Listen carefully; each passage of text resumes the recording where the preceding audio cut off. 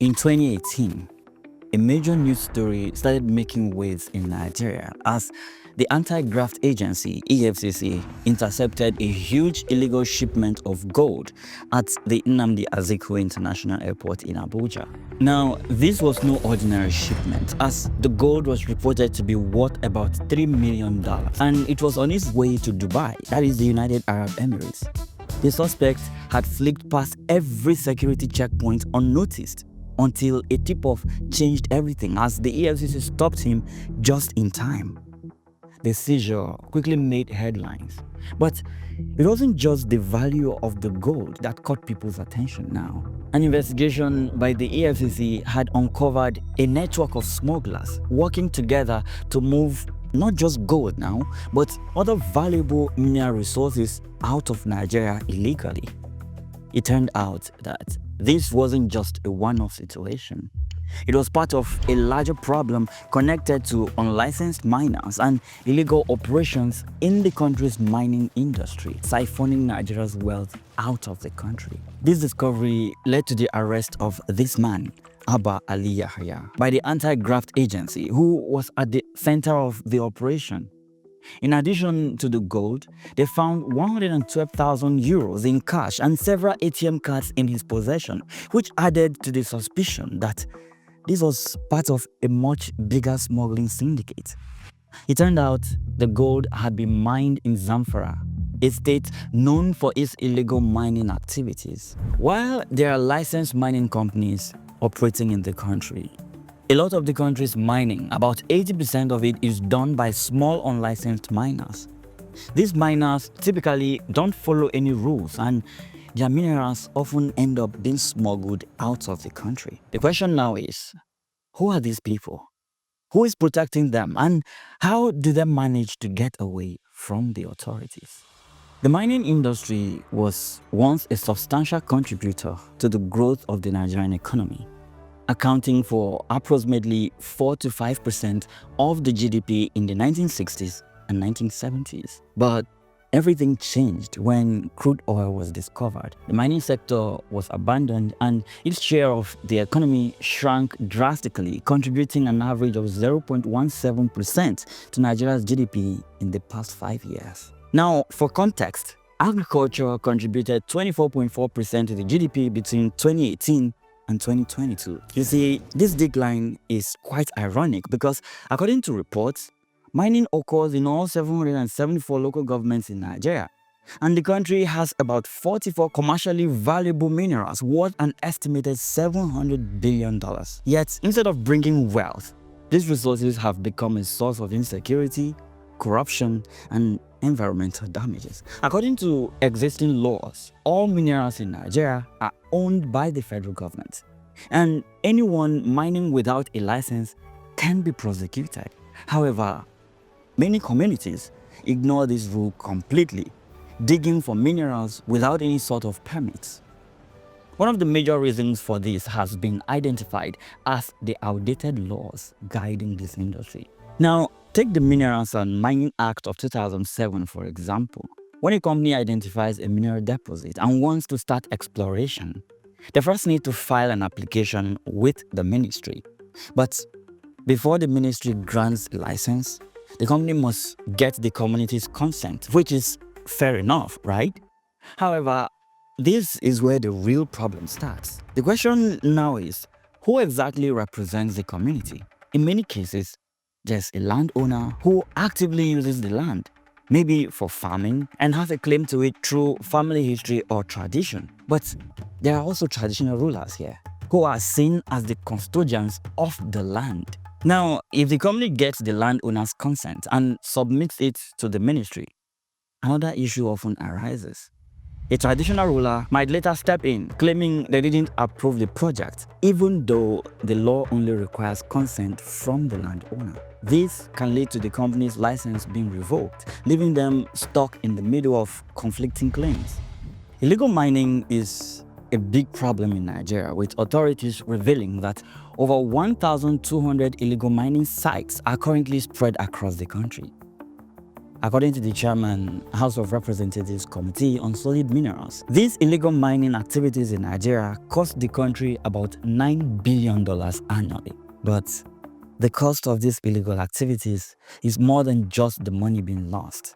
An investigation by Vanguard revealed that from Zamfara to Benue, Nasarawa, Bauchi, Plateau, Taraba, Borno, Niger, and other states in the southwest, illegal mining has caused widespread destruction and serious harm to local communities. So, how do these illegal miners operate? This is Bani, a rural town in Kwara State, where illegal lithium trade has become a booming business. In this community, lithium extracted from unregulated mines is sold openly in the market.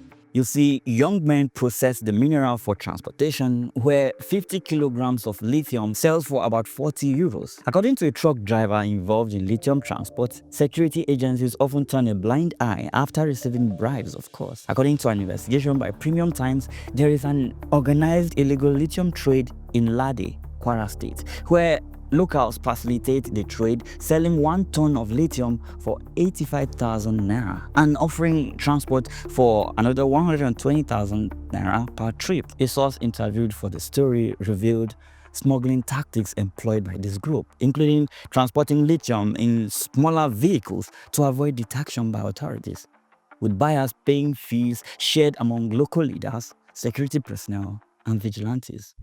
And then there is Kakamfu village, about 3 kilometers from Lade in Kwara State, where the discovery of high-quality lithium some years ago transformed the once thriving farming community in Patagi local government area of Kwara State.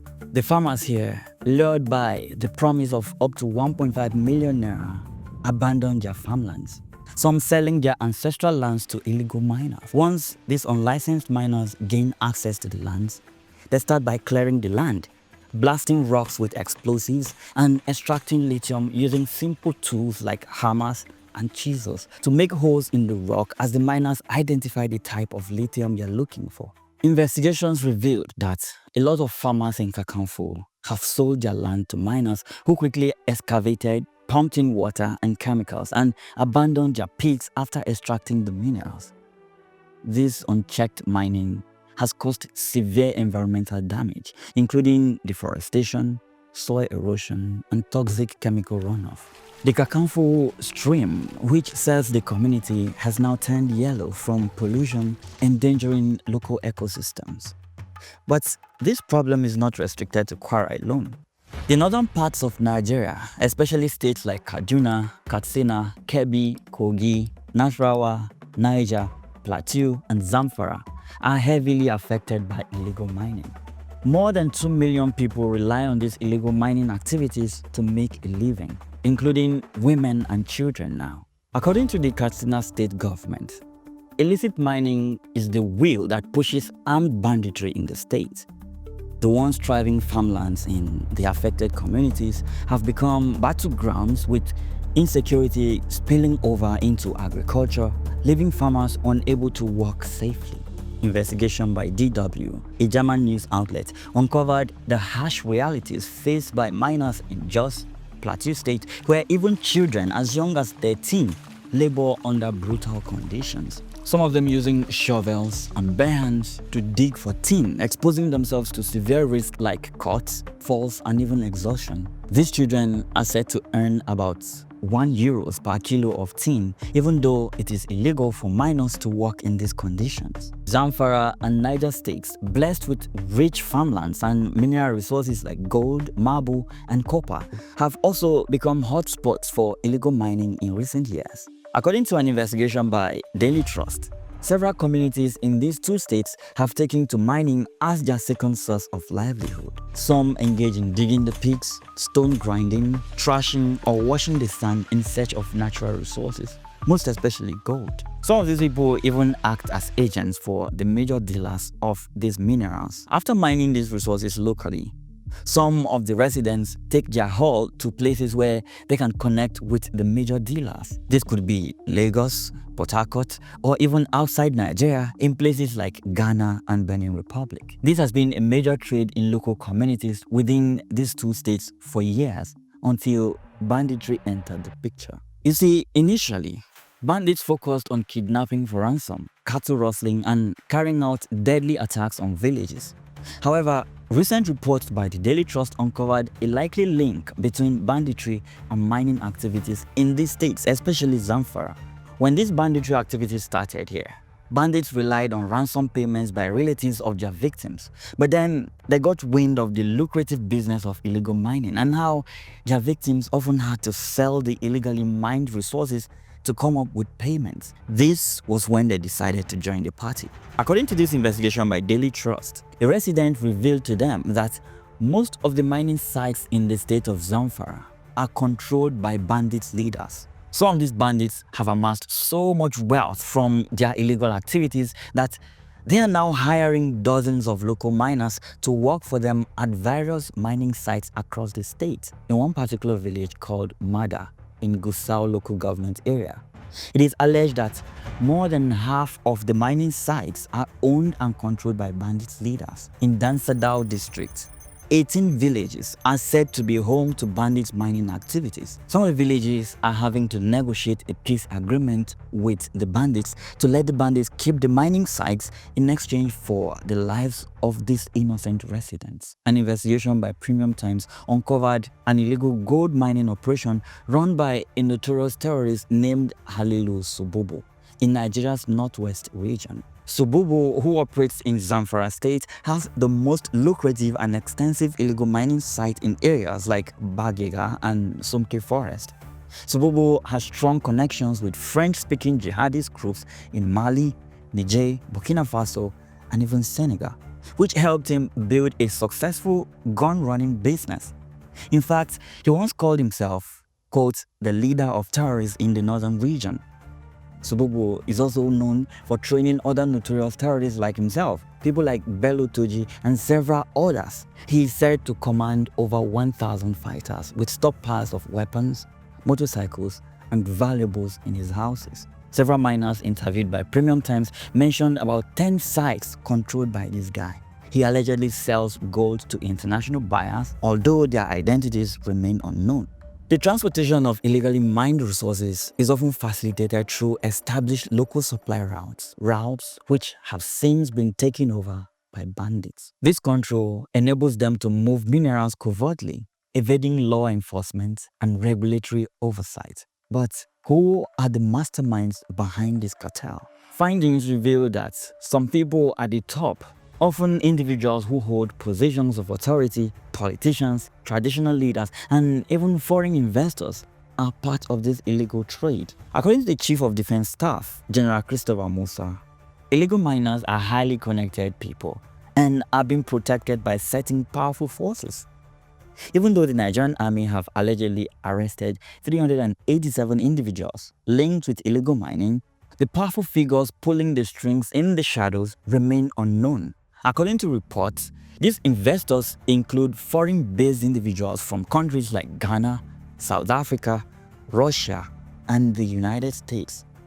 These investors provide the seed money for illegal mining activities, which have grown increasingly sophisticated. Landowners aware of the huge profits miners can make now demand very high payments, sometimes up to $50,000 before allowing mining on their lands. Most illegal miners can't afford this. Even families with gold-rich land often struggle to start their own mining operations because of the high costs involved. And then we have community heads who take bribes from mining companies to support illegal operations and fail to report them to the authorities. The government only get to know of these things when conflict arises in mining areas. But the problem is not limited to locals. In 2021, Dr. Uche Oga, a former Minister of State for Mines and Steel Development, alleged that private jet owners were helping illegal miners smuggle gold out of Nigeria. Nigeria's Minister of Mines and Steel Development also revealed that influential Nigerians collaborate with foreigners from Burkina Faso, Ghana, Mali, China, and India in these illegal activities. The minister revealed how politicians pressured the government to release Chinese nationals and local people who were caught for illegal mining. This shows that there may be a strong network of organized criminals working together to get this illegal business going. Once the mining site is acquired, Middlemen arrange for investors to finance this operation. Middlemen are the hidden players that keep the illegal mining business running. These people come from different industries like import-export or farming, and they have a lot of power because of their wide connections. These guys act as a bridge linking small-scale miners, licensed operators, and investors. Although these middlemen may not necessarily have experience in the mining sector, they can sway decisions easily thanks to their extensive networks. You see, these solid minerals ultimately need to make their way to the official market, and middlemen are the ones who carry this out. Middlemen search for small-scale miners who already have a legal license to mine because getting that license involves a lot of complicated paperwork. Once they find these licensed miners, they use their documents to purchase land for mining. This is called subleasing. In these arrangements, for every 5 bags of minerals extracted, the licensed company receives 3, while the informal miners get 2. This method is a common form of illegal mining in Nigeria. At the bottom of this pyramid are the miners. Several miners must work together to complete the real groundwork. They work in hazardous conditions, often in remote areas.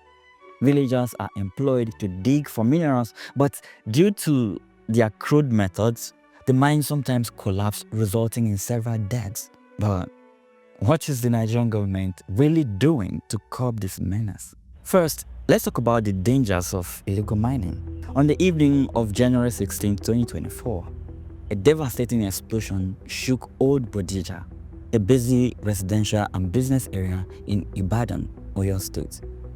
The blast claimed 5 lives and destroyed properties worth billions of naira. Investigations would later reveal that the incident was tied to the illegal storage of explosives in a residential building at 8B Reverend Aderinola Close, Old Bodija. Authorities identified the explosive materials as water gel type based explosive, which was tied to a network of illegal miners.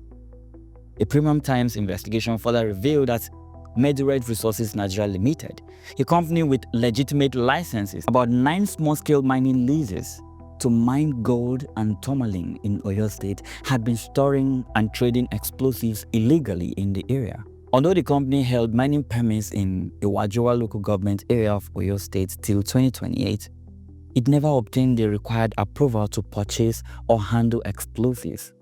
Instead, it operated a black market network from the property. The house in question was said to be occupied by a miner from Mali, Kamara Mamodu, who was also listed as a director of Meduret. Neighbors and investigators discovered that this Mr. Mamodu, along with his wife Ramatu and other associates, had been purchasing, transporting, and storing explosives illegally. According to the Ministry of Solid Minerals Development, only 11 companies in Nigeria are licensed to import and sell explosives, and transactions with these companies require strict documentation and permits from the Mines Inspectorate. Despite this, investigators found evidence that some miners bypassed these requirements by working with insiders at licensed companies or purchasing from black market dealers like Mr. Momodu. And this has ultimately led to the loss of lives. In Nigeria, there are laws that regulate solid mineral mining, but in practice, the government pays little attention to enforcing these laws. Although former President Muhammadu Buhari announced bans on illegal mining in 2019 and 2021, these measures largely remained on paper. As a result, illegal miners continued their operations without facing serious consequences. However, recent efforts to combat illegal mining have seen some successes. The Nigerian Security and Civil Defense Corps reported reclaiming over 200 mining sites from bandits and illegal miners. Dr. Ahmed Abubakar, the NSCDC's head, confirmed the arrest of 300 individuals linked to economic sabotage through illegal mining. The federal government has also recently introduced a 2,200-strong corps of mining marshals to protect the country's mineral resources. The government has also introduced policies like the quote, Use It or Lose It initiative from the Mining Cadastre Office. Under this policy, mining licenses that remain unused are revoked. In April 2024, The federal government cancelled 924 dormant licenses, including 528 exploration, 20 mining leases, 101 quarry licenses, and 273 small-scale permits. But will these initiatives be enough to curb the illegal mining activities currently plaguing the country? Kindly share your thoughts with us in the comment section below. Until next time, I'm Jude Bella, and this is Declassified on News Central.